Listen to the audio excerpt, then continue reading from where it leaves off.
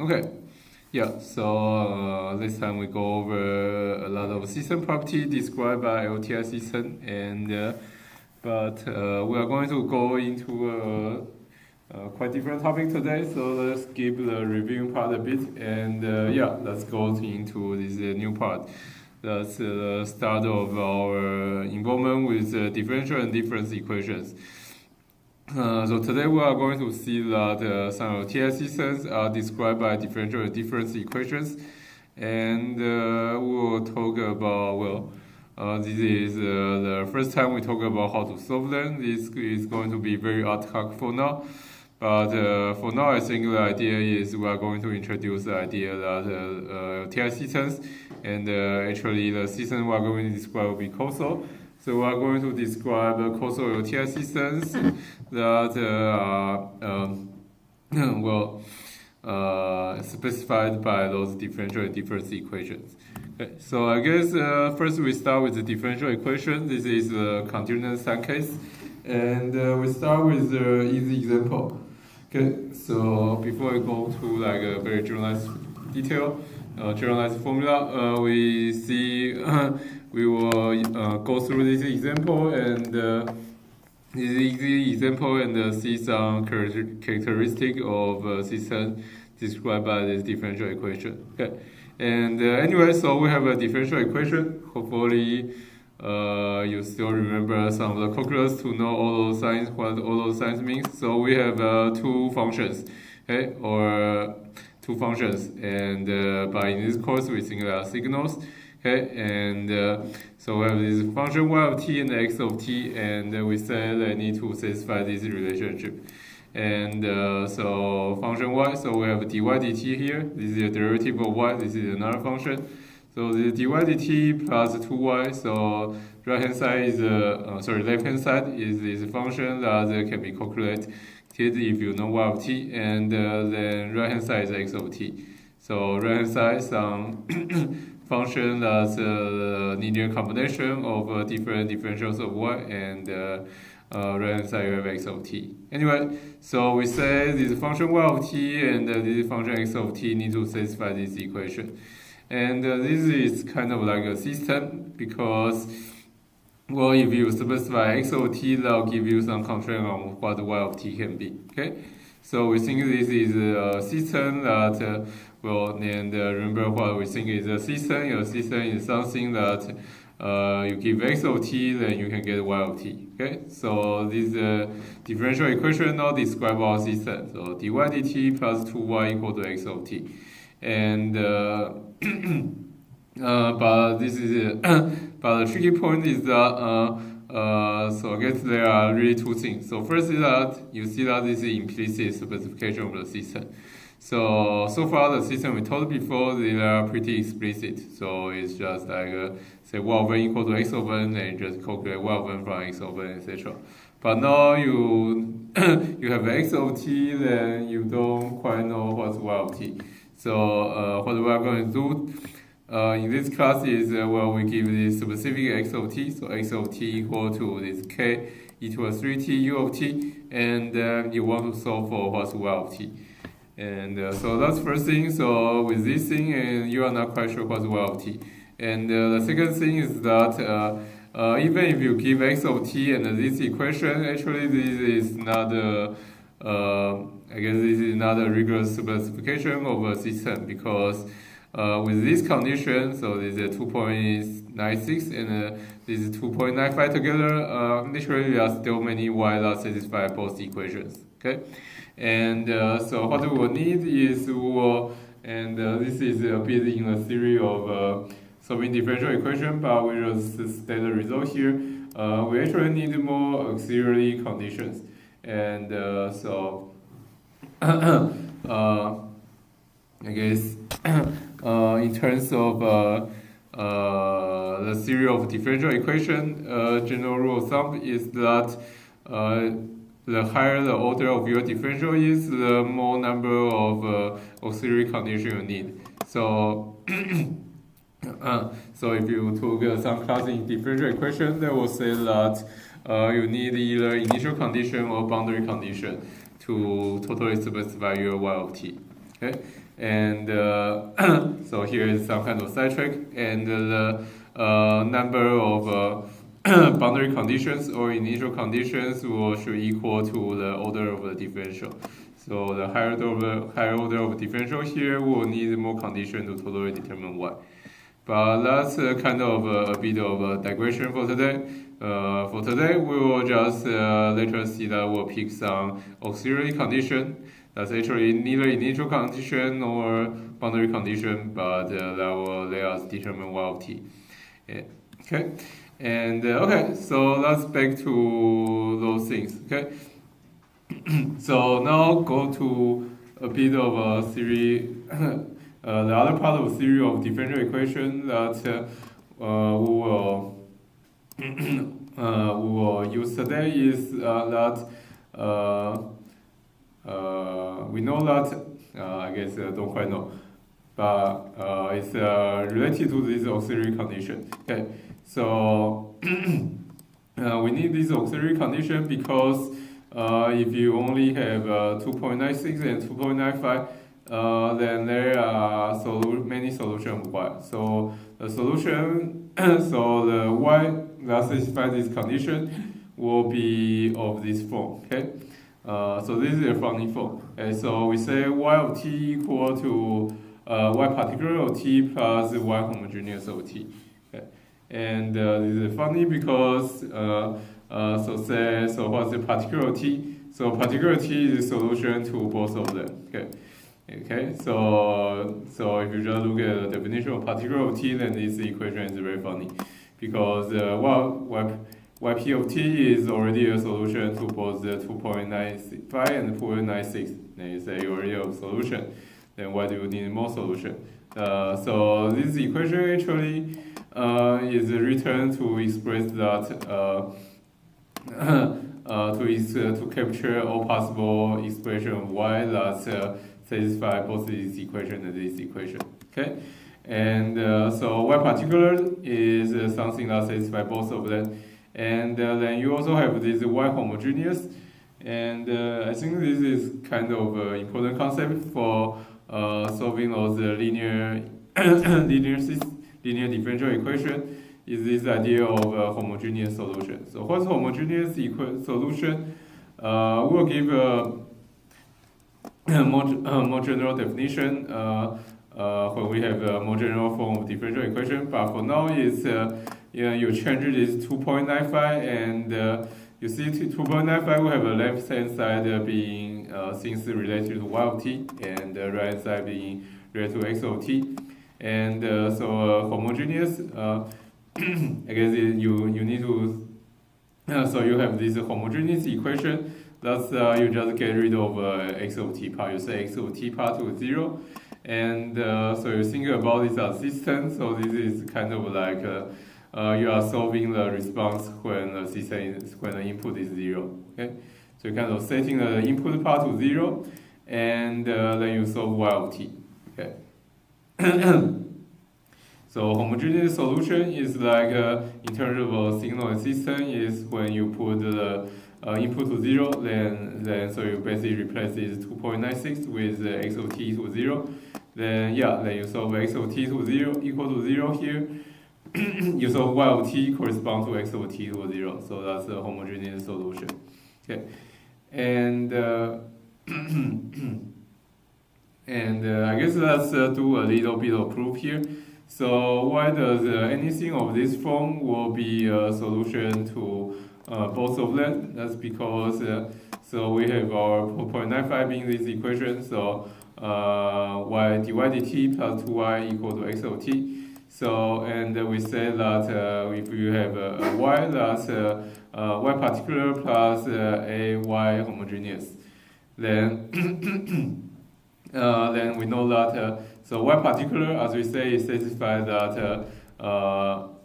basically this equation. So y particular prime plus 2y particular equal to x of t, for the x of t being this equation. Okay, and then then we have the homogeneous solution such that y homogeneous differential y homogeneous prime plus 2y homogeneous equal to 0. Okay, And how this work out is now you put both of them.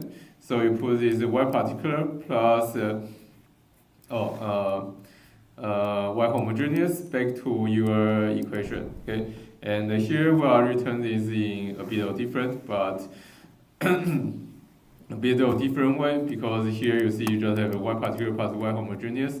But it's very easy to see that you can multiply your homogeneous with any constant here, because this homogeneous equation is linear, and so if y homogeneous is a solution and you multiply both part by a, then so this part become times a, and this part 0 times a is still 0. Okay, so any constant multiple of homogeneous solution is still a homogeneous solution, and yeah, so. And so you can write your solution, your total solution this way. But anyway, so your total solution is y particular plus is ay homogeneous. Then you plug in, then you have this prime y prime equal to y particular plus ay homogeneous prime. Then the 2y equal to 2y particular plus ay homogeneous. And then because everything is linear, so this prime is linear, and then you can break it into y particular prime plus the ay homogeneous prime, and then you reorder everything. And so this prime is linear, and this 2 also linear. This is equal to 2y particular plus 2ay homogeneous, and so you reorder everything. Then you see this is this y particular prime plus 2y particular plus a times y homogeneous prime plus 2y homogeneous. Yeah. And so the left hand side rearrange becomes this thing, and now you use those two things. Then you see the y particular part back give back your x of t, but the homogeneous part then is equal to a times the homogeneous, so the right hand side of the homogeneous equation. So the homogeneous part gives you 0. So you see that when you add the some linear, when you add some homogeneous solution to your output, that corresponds to you add nothing to your input, because the homogeneous solution has correspond to input 0, so you have a times 0 here, so this is still equal to x of t. So you see that this y particular plus y homogeneous is still a solution to this equation. Okay, and yeah, so this tells us that anything of this form is a solution to both 2.95 and 2.96. And so I guess this go back to the thing we talked about. So go back to the thing we talked about. So just those two equations don't totally determine your y of t. And because you have this freedom in choosing your homogeneous solution, so here we see that this is the first order differential equation. So we have this HRA freedom. So we'll need some auxiliary condition to determine what is the actual homogeneous solution you need to add to your y. Okay, and so that's some very high-level explanation of how to solve this equation. But I guess it's easier to see how this all work out as an example. In this example, okay, so we have those two equations we want to solve, and let's solve for a particular solution first. Okay, so we have dy dt plus y of t equal to x of t, and x of t equal to k e to the 3t of t. And so x of t looks kind of like this. So it has a u of t, so when t less than 0, it's 0.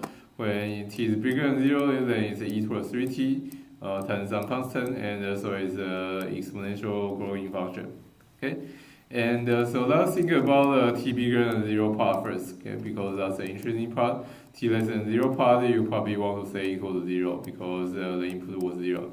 Okay, so t bigger than 0 part, then you have this k equals 3t, and so later on we'll have a smarter way to do this, but for now we just guess the answer, and we guess the answer is you have e to the 3t here, and we guess y So x has some e to the 3t form, and we just guess y also has this e to the 3t form, and with some constant y here.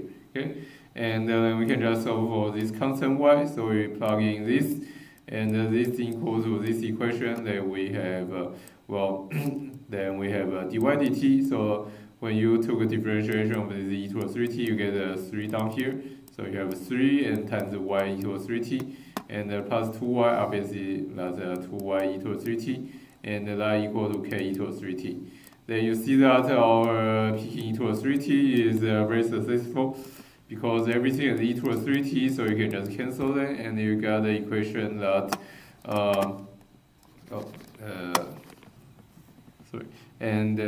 we got the equation that says PowerPoint crashed. Anyway, we got the equation that says, I think is phi y equal to k.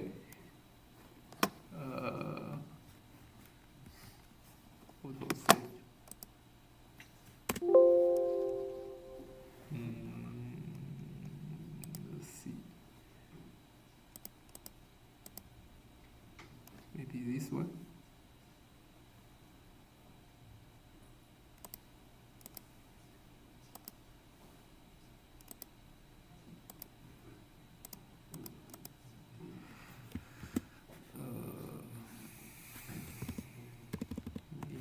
Try to fix these things.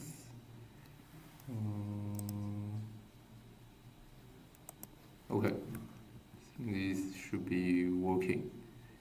Okay.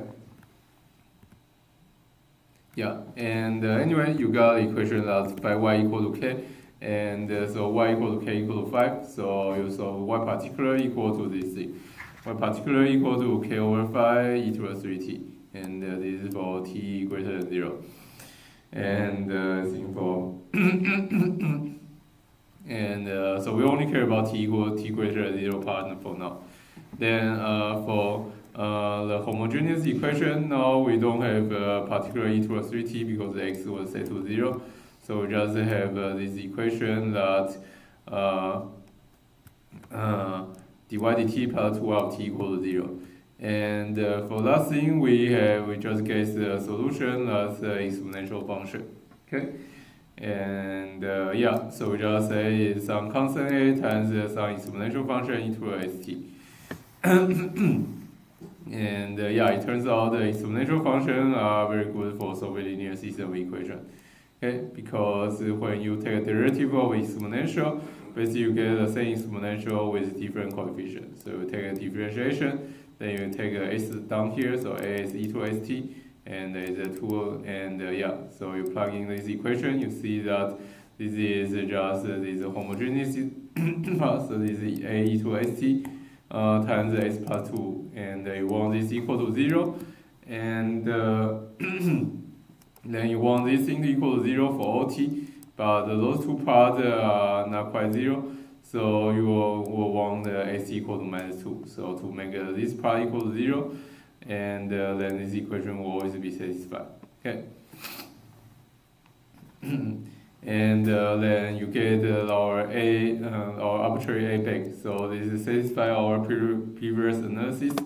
We said that because this homogeneous equation is a linear equation, so this is a linear equation, so you multiply by any constant a, it should be still a solution.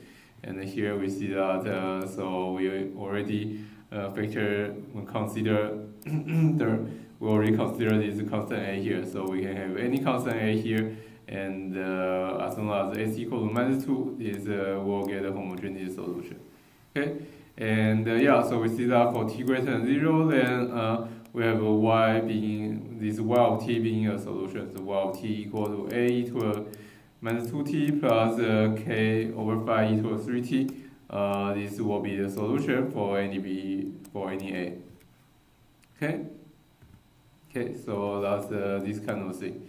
And then, then yeah, so this is a part of our solution. Then we see there are problems to this solution. So first we should determine a, and we need to determine a with auxiliary condition, and then yeah, And also we didn't say what's the y of t for t less than 0.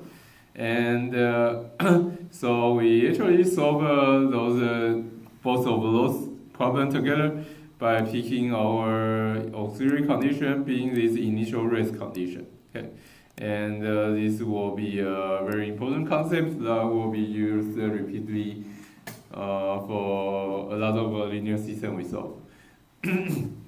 So initial rest condition is this condition. So we say that for any t0 and any put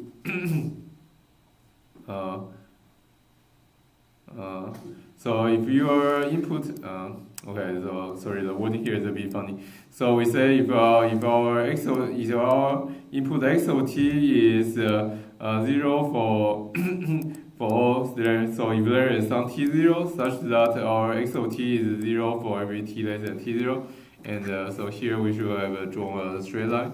So the drawing is a bit bad here. Anyway, yeah, so x of t was staying 0 until some point t0, and then we just require our y of t is 0 until this t0 point. Okay, so and I think this is more physically motivated. So we assume our system is is staying at 0 at the beginning, and at some point we hit it with some input x of t, and then the system starts responding. Okay, so before t0 nothing happened. The system is sitting at its rest state, and which is the response was 0. And at some point you hit it with x of t, then it starts responding. Okay, so that's the initial rest condition. And so initial rest condition is very nice. So here is the result we'll prove later today. That because so if we have this linear constant coefficient differential equation with the initial rest condition, and that will give us a system that's LTI and it's also causal. Okay, so here I guess I should say LTI. We'll prove actually a bit more. So this is actually LTI plus causal. Okay, should say LTI. Yeah, so that's a very nice system. So it's LTI because we like LTI system that are easy to analyze, and also it's causal, so it has a very physical. It feels like it's a very physical system because most of the physical systems are causal. Okay, and then there is something I want to say. So we need to be careful about the auxiliary condition. Because even though different auxiliary conditions will give us a different system, and even though the differential equations are linear, if you pick different some other kind of auxiliary condition, then it's very likely that your system is not linear. Okay, so even though the equations are linear, the system can be non-linear because you pick a different auxiliary condition. Okay, and anyway, and let's go back to this example of dy dt plus 2y of t. Okay, and now we pick this initial rest condition that we like a lot, and let's see what's the solution. So initial rest condition, as we said, immediately solve this problem of you need to find y of t for t less than 0, because we know x of t was 0 for t less than 0 because there was a u of t, as we will show here. So x of t is 0 for t less than 0, then by our auxiliary condition, then we immediately determine that y over t equals 0 for for t less than 0. Okay, so it's this thing, and then we can also for this a. Okay, and with the initial rest. Okay, so I guess it's a bit of unclear, but we also assume our y of t has some kind of continuity. Okay, so with in particular, we assume that here, I guess here we just need y of t being continuous. So that means that at t0, y of t also equal to 0 because it was 0 for t less than 0, and just assume it's continuous, so that y of t0 is also 0. Okay, and yeah, so y of 0 equal to 0, and then we can solve for a because then we have a low thing, then we can plug t equals 0 on both sides. So y of 0 equals 0, and on this side when t equals 0 is a plus k over 5. Okay, and so 0 equal to a plus k over 5, and yeah. And yeah, so we solve for a, and it gives us the a equal to minus k over 5, and so for t greater than 0,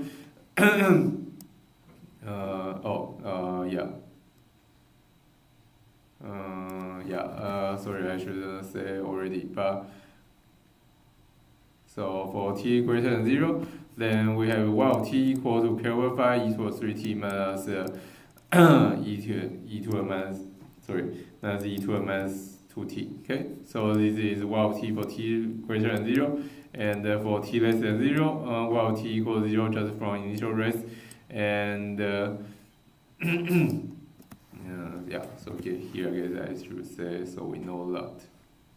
And yeah, so this is for t greater than 0, this is for t less than 0, and combining those with one equation, just use u of t. So y of t equal to k over 5 e to the 3t minus e to the 2t. Okay, any questions so far? We're going a bit slow, but I guess it's okay. Yeah, and so here we give a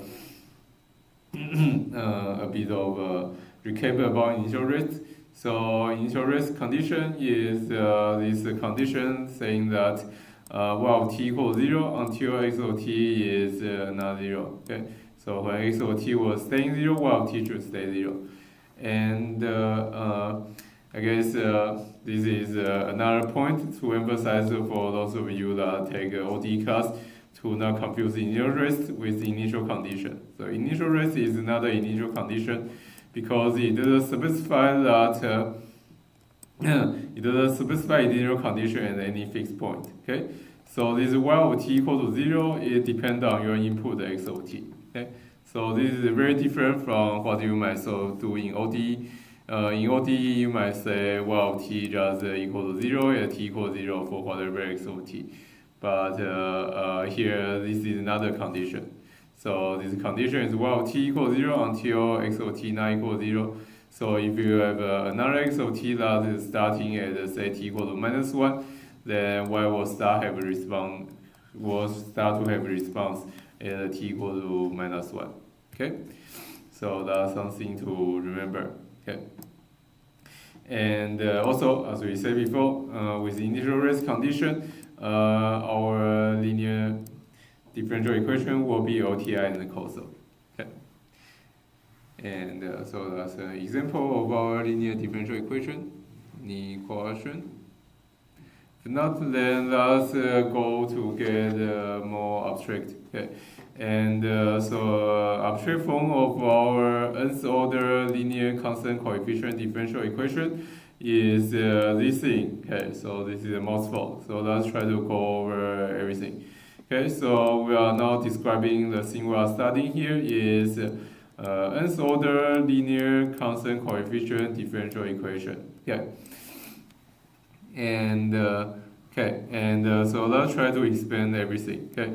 So what do we mean by nth order? Nth order means that, so here we have a summation of a whole bunch of differential on y of t. Okay, so we have dk y of t dt to a k, and we are summing different k, and k is from 0 to n, and so this highest differential on k is highest differential on y is this big N is the order of our equation. So nth order differential equation, and so in our previous example, so this example here, the order n was 1 because you have dy dt as the highest order of differential on your equation here. Okay. And nth order, and what do we mean by linear? Linear means that the coefficients here means that all the differential here are adding together with linear with linear. So basically it means that there is no x squared, y squared, or no x cubed, y cubed, etc. So it's linear differential. So your differential are linear from just y of t and x of t. And there is no multiplying of those y of t together. They are just summing together with the coefficient. And then also those coefficient are constant coefficient. That means that those ak and bk are constant. They are just numbers. There is no a of t and no b of t. Okay. So nth order begin here, and the linear means that those x and y are linear. No, no things multiplying together, and constant coefficient means ak and bk constant, and then this is differential equation because you have this left hand side with y and right hand side with x, and that's just say through everything again. So we have a summation k from 0 to n, 0 to big N, ak, and dk y of t, dt to a k. And so this is a linear combination of differentials on y with the highest order being n. And on the right hand side is a similar thing with x. So it's summation k from 0 to big N, and bk, dk to a x, and dt to a k.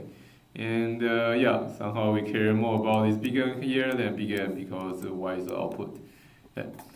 And yeah, so here is the same thing, just the coefficient instead of name bk is name, sorry, instead of name ak is become name bk. Okay. And yeah, so here with some particular example. So if n equals to 0, then you can solve this immediately because this will be a explicit formula on y, and then you can just have y of t equal to you move this a0 toward other side 1 over a0, and this linear combination of x of t. Okay, and yeah, so this is a linear constant coefficient differential equation. Okay. And then we also generalize what we mean by the homogeneous equation and the homogeneous solution. So the homogeneous differential equation, as we say, is the differential equation with the input x equals 0. And when x equals 0, because it is just linear, I guess, never mind. Yeah, so when x equals 0, then this side is just equal to 0. Okay. And just solve for the left hand side thing equal to 0. Okay. So so the homogeneous solution is a solution to this homogeneous equation. It is still an also order differential equation, and yeah, so it's this equation. Summation k from 0 to n, ak dk yt dt to a k, and then the x side you just set to 0. And with the general form, so your general solution will still be y particular plus y homogeneous. Okay. But when the order is higher, then the homogeneous can be more complicated. Homogeneous solution can be more complicated. Okay, and yeah, okay, and now we go back to the initial race condition, and so we have those general form of initial race. The general form of linear constant coefficient differential equation, and now we think about initial rates. Okay, and as we say, initial rates is like this condition. It says y of t will start have a thing start to being non-zero only when x of t start being non-zero at some point t0, and excuse me. And to put the initial rates into to put this initial race condition into something that's either more concrete to solve this, we will have it will translate into those equations. Okay, and I guess how should I say this? Okay, so initial race is kind of like our previous example. So for t less than t0, obviously initial race will just set your y of t, so it will just be 0. But you need to determine what's y of t for t greater than t0, then you will basically still want some kind of boundary or initial condition. So you will want a lot of condition at this t0 point. Okay, and as we kind of said before, when this n is larger, then you need more condition on this t0. And then the conditions we pick here are that we think y is very smooth at t0, and so this is kind of implicit from the initial race. So we think y of t is very smooth at t0, such that the n lowest differentials of y is all 0 at t0. Okay. So before we just need you need to use y of t0 equal to 0. But when n is when it's bigger and it's larger, we also need more conditions, and we just add more condition when n is larger. So again, sorry, we just add more differentials of y equal to 0 at t0 when n is larger. Okay. So we have t0 equal to 0 and dy dt at t0 equal to 0, and all the way to dm dm minus y dt n minus 1 equal to 0 at t0. Okay. So this is a condition that you use in calculation to represent your initial race and solve your y of t. Okay. And then we are going to see that with the initial race and with this interpretation of initial race, then the system is causal LTI. Okay, and yeah, this will still be slower. And any questions so far? More of derivation. Okay, and derivation here. Okay, so we now derive that to solve this equation with initial race, then our system is causal and LTI. Okay, and so basically we have three things to prove. So LTI is two things by itself. We need to prove the system is linear and time invariant and also causal. Okay, and so we see first with linearity. And the linearity says that you have two input output pair. So you have some x1 of t and with output y1 of t, and another input x2 of t with output y2 of t. Then we want to say a linear combination of the inputs, some alpha x1 and beta x2 of t will have the corresponding output alpha y1 plus beta y2. Okay, and then we have a mental picture of initial race here. So we have some x1 function, x1 of t function, and they start at some t1, and some x2 function that start at different time t2. Okay, so this is the point we need to be careful about. So remember, initial race doesn't say condition at any particular point. You just say they start whatever input start is whatever the output start. Okay, so maybe you start something at x1 now, and you will have y1 starting at t1. And you have some x2 starting at t2 and y2 starting at t2. Okay. And yeah. So anyway, so we have x of t equal to alpha x1 plus beta x2. And then we want to check that it satisfies this equation and the initial rest. Okay. And excuse me. Yeah. And okay, and so first we solve check out this equation, and this is basically using the linearity of those differential equations. So it uses that well, summation is linear and differential is linear. So you put x of t into this side, and so we have those summation k and dtk, and because differentiation is linear. So this is just equal to alpha and differentials on x1 plus beta differentials on x2. Okay, and then you just use that both x1 and x2 are solution to this thing, and so this thing should become alpha times those linear combination of differential on y1 plus beta linear differentials on y2, and then you basically just reverse this step, and you see that this is equal to the summation ak, then differentials on alpha y1 and plus beta y2. Okay, so you see that this equation indeed check out the linearity. So alpha x1 plus beta x2 and alpha y1 plus beta y2 will satisfy these equations. Okay. And then we also need to check the initial race condition. the initial race condition, we need to be a bit more careful. I think the DTO is another case, but basically, for most alpha x1 and beta x2, you will see that the system was starting at whatever earliest point, right? So if x of t is alpha x1 plus beta x2, then it probably started at t1.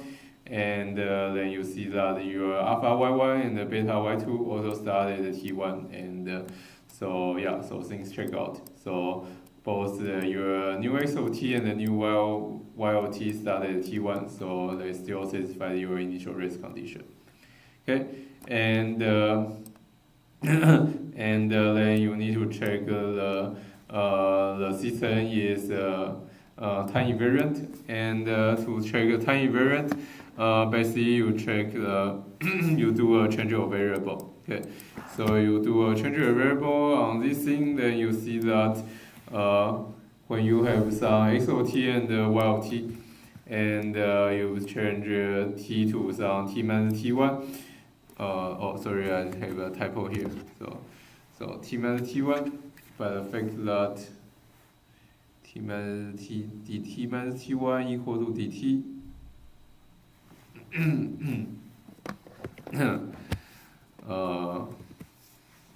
Excuse me.